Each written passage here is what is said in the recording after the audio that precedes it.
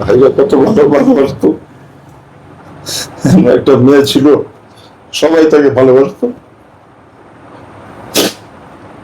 অসুস্থ হওয়ার পর আমি বুঝলাম যে কারিনা মানে কতটা পপুলার, মানে কল্পনা করতে পারিনি যে ফেসবুক খুললেই দেখা যাচ্ছে যে কারিনা অসুস্থ, দোয়া করবেন না, তার ফ্যান ফলোয়ার্স যে এত, আমি বুঝিনি, মানে আমি আশ্চর্য হয়ে গেছি।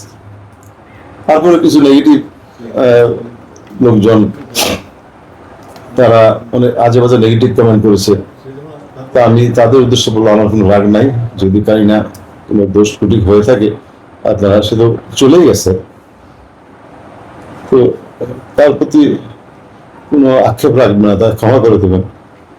ডাক্তারই বলতে পারবে। সেকেন্ড ডেতে দেখলাম যে ওকে ওই যে দুই হাত এইভাবে বান্ধা, দুই হাত এমনি দুই সাইডে দুইটা পা বান্ধা, মানে তাকে মনে হচ্ছে পাগলের ট্রিটমেন্ট চলতেছে। সে দুইটা আঙ্গুল এভাবে বান্ধা, মানে আঙুল এখানে বাঁধছেন কেন, দরকার হলে এদিকে বাঁধেন, সে তার কষ্ট হইতেছে।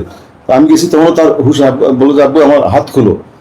আমি যখন তার দেখতে গেলাম, মুখটা মুছলাম যে আমার হাতটা খুলো। পরে আমি আমার নার্স বলতেছে না না খুলেন না, খুললে পরে ও আমাদের মারছে, থাবাথাবি করবে, ইয়ে নষ্ট হয়ে যাবে, এখানে এখানে স্যালাইন দিচ্ছে, এখানে ব্লাড দিচ্ছে। তো আমি বললাম যে রোজা খুলো, ওইটা হাত খুলো, মানে সে তো অ্যাকচুয়ালি ডাইন কাতে ঘুমাইতো বেশি, আর তাকে এরকম সোজা হয়ে দুইটা হাত ইয়ে করে আসতে কষ্ট হইতেছিল। পরে আমি পিছন দিকটা উঠাইলাম, উঠায় এরকম আমি যে নড়াচড়া করবো না, দুইটা আঙ্গুল এরকম টিপ দেওয়া, দুটা বান্ধন খুললাম, খুলে সে হাতটা এরকম নিলাম, সে দেখলাম না সে খুবই মানে ধীর স্থির, বলে যে আমার বান্ধে রাখছে কেন, এগুলি কি? আমি বলছি তোমার এই যে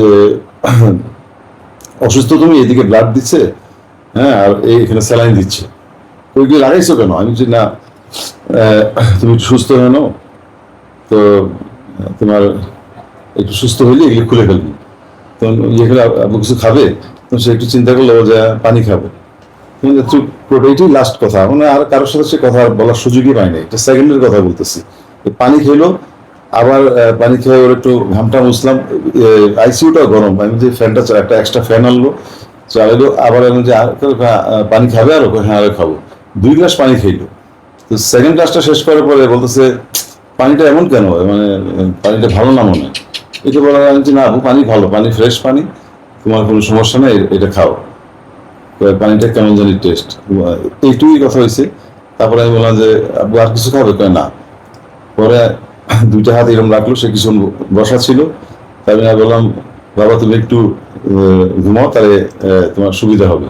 কারণ আমার বান্ধে রাখে, একদিন বান্ধে রাখবো না, তুমি ইয়ে করতো। সে নিজের ইচ্ছায় সে ডাইন ইয়ে হয়ে এইভাবে ঘুমাইলো, আর এই হাতটা তার উপরে ছিল, এইটুকু পর্যন্ত। তারপরে সে মানে তাকায় ছিল, তার মুখটুক মুছায়, আমি বললাম ভাই এইভাবে বাঁধেন না, বাঁধলে যদিও বাঁধেন, সে যদি এরকম করে আপনি লুজ বাঁধেন যাতে হাতটা এরকম হয়।